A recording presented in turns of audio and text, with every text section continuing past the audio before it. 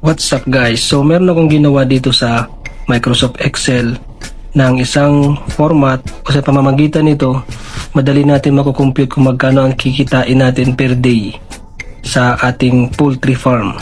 Yan, yung egg size, meron tayong produce per day, yung mga butal o yung mga sobra, halimbawa yung isang tray, nakadalawang tray tayo, tapos may butal na 3. So number of eggs in pieces, price per tray, price per piece, profit per eggs, tapos sales, tapos profit. So itong green lang na to ang inyong i-edit. So once na ma-edit mo yan, lalabas na yung ating net income. Yan, so yan yung pinaka net income natin, 980 per day. Pero yung net income natin na yan, pwede pa yan bumaba o pwede ring tumaas. Kasi may mga pagkakataon na bumababa yung production natin dahil nai-stress yung ating mga manok. At pag tumatanda sila, bumababa na din yung production nila. Kaya yung ating net income sa ngayon, kasi maganda pa yung production nila, umaabot pa sila ng 90 hanggang 85% yung production nila, kaya ganyan pagaganda yung ating net income. Pero pag tumagal sila ng more than 1.5 years or almost 2 years, bababa na yung ating production. Tapos minsan dahil sa mga climate o sa panahon, nagbabago din yung production natin, bumababa din pag sobrang init, pag sobrang lamig, o kung may bagyo o nai-stress sila o magkasakit man sila, bumababa din yung ating production. Kaya wag tayo mag-expect na ganyan na lagi kataas ang ating makukuha every day. So expect the worst. Lagi nating i-consider yung mga bagay na pwedeng makakasira o makakasama sa kondisyon ng ating production o sa kondisyon ng ating mga manok. So ito yung daily expenses natin. Pag na-fill up mo yung mga green na yan, automatic siya magka-calculate kung magkano ang magiging net income natin. So halimbawa, itong small, nakaproduce tayo ng 2 tray at may 3 butal. So pag kinumpute mo yan, 2 tray, which is ang isang tray is 30 pieces. Tapos pag kinumpute mo siya, 2 tray which is 60 plus yung 3 butal, 63. Kaya yung ganyan, yan yung kinalabasan na number of eggs per pieces, 63. So pag nilagay mo yung presyo niya na 170 pesos per tray, ang kakalabasan niyan, yung magiging profit natin o ang sales natin ay 357. Yan, 357 pesos. So papatak, ang isang piraso ng itlog ay 5.67. Yan.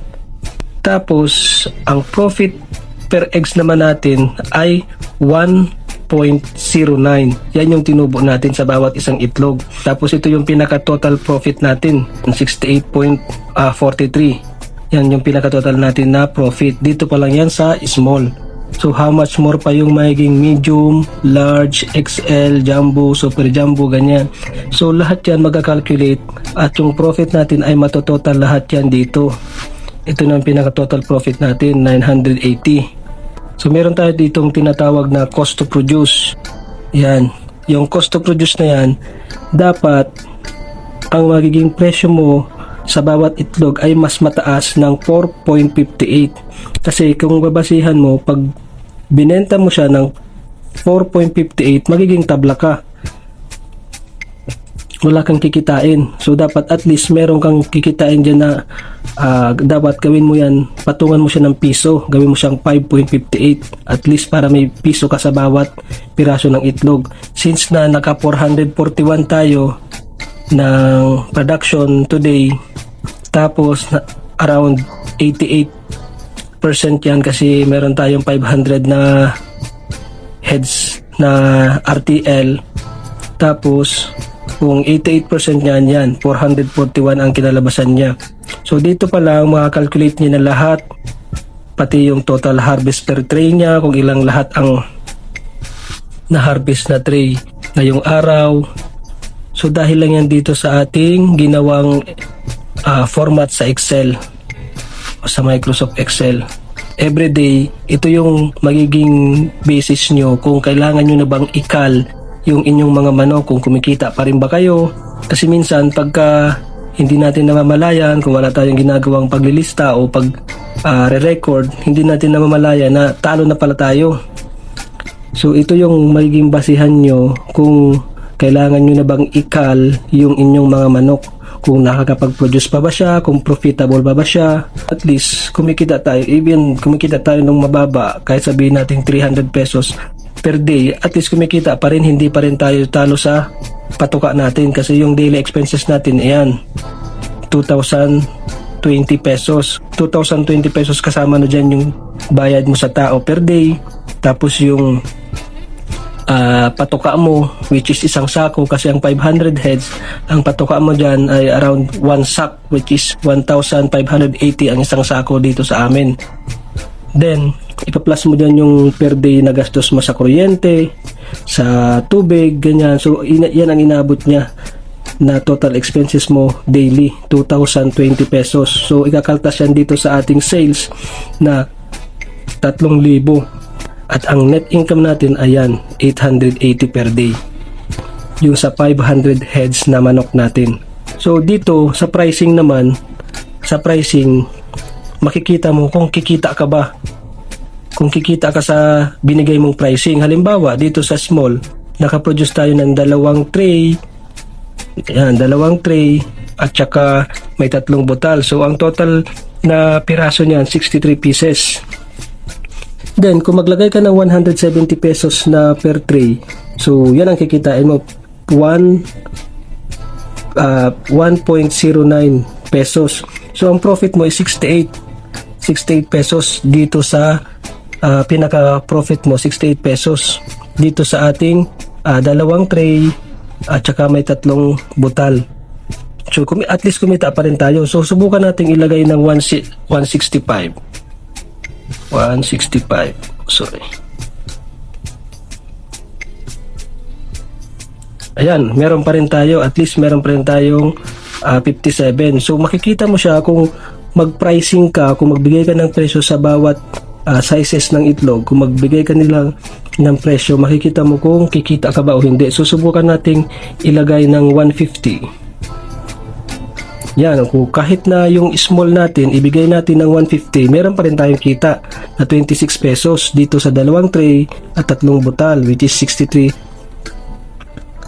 piraso. Meron pa rin tayong kita. So, kaya dito pala makikita mo kung magkano ang kikitain mo sa bawat produce na itlog, like sa small, sa medium, dyan makikita mo, mamamonitor mo na agad siya dahil lang dito sa ating ginawang format. So subukan natin, gawin natin pa-negative natin yan. So subukan natin pa-negative natin yung profit natin. Subukan natin gawin niya na 140 pesos per tray sa small. Kahit ibigay mo ng 140 pesos sa small, meron pa rin tayong kita na 5 pesos, di ba? So napakaliit na lang ng ating kita kasi masyadong mababa na yung binigay natin na presyo sa kanila, which is hindi pa rin tayo lugi, di ba? Break even, almost break even pa rin tayo kasi may profit pa rin tayong 5 pesos. Yan. So hindi ka na magda-doubt kung ang binigay mo bang presyo sa buyer ay mababa ba o may kita ka ba sa ganung binigay mong presyo, kasi minsan mahihirapan tayo magbigay ng presyo sa mga buyer natin kung wala tayong binabasihan. Kung halimbawa nito sa small, binigay natin ng 140, so magda-doubt ka sa isip mo kung kumita ba ako doon sa binigay kong 140 pesos per tray o nalugi ako. So dahil dito sa ating format, makikita mo siya dyan na kumita pa rin tayo ng mababa, at least 5 pesos, diba? So dito naman sa ang pinakamataas na kita natin ay yung sa extra large, which is 338 pesos na kasi nakaproduce siya ng 3 tray at saka 26 pieces. Ayan. Then ang magiging profit natin, so ang naging sales natin ay ito, 870. Nagkakatalo kasi ang presyohan dito sa ating negosyo dito sa small saka sa medium, kasi minsan binibigay natin ng mas mababa yung small saka medium, kaya minsan binibigay na nga ng 130, minsan 120 na nga lang ang presyo ng small. magda daw tayo kung kumita ba tayo. Ganyan kasi lalo na kung mas maraming produce ang small natin. So since na naka 441 tayo na produce ngayong araw out of 500 heads at naka 441 tayo which is 88%. So ito yung kinita natin. So ganun lang. Kung gusto nyong ipasa ko to sa inyo, paabutin muna natin sa 1,000 views ang video na to at mag-comment lang kayo sa baba ng kahit na anong comment. Kaya wag natin kalimutan mag-like, mag-share at mag-comment sa video na to para mas mabilis nating maabot yung 1,000 views at maipasa ko sa inyo nang sabay-sabay nating mapakinabangan ang format na to.